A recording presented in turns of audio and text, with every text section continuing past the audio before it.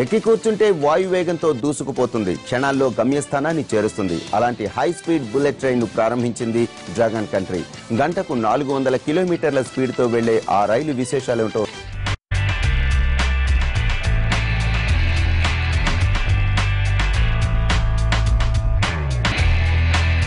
ఇదే చైనాలో అతివేగంగా వెళ్లే ట్రైన్. దీని పేరు ఫాక్సింగ్. స్వదేశీ పరిజ్ఞానంతో చైనా అభివృద్ధి చేసిన అత్యంత వేగవంతమైన బుల్లెట్ రైలు పట్టాలెక్కింది. ఫాక్సింగ్ గా పిలుస్తున్న ఈ అత్యాధునిక రైలు అత్యధిక వేగం గంటకు 400 కిలోమీటర్లు. దీన్ని దేశంలోని అత్యంత రద్దీ మార్గంగా పేరొందిన బీజింగ్ షాంఘై రూట్లో ప్రారంభించారు.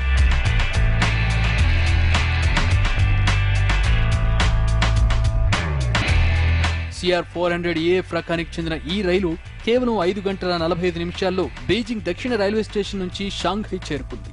బీజింగ్ షాంఘై మధ్యలో 10 స్టేషన్లలో ఈ రైలు ఆగింది. అత్యవసర ప్రమాదకర పరిస్థితుల్లో వేగం తగ్గించుకునేందుకు వీలుగా ఫాక్సింగ్ లో అత్యాధునిక పర్యవేక్షణ వ్యవస్థ ఉంది. రిమోట్ డేటా ట్రాన్స్మిషన్ వ్యవస్థ, కంట్రోల్ కేంద్రం ద్వారా ఎప్పటికప్పుడు ఈ రైలును నియంత్రించవచ్చు.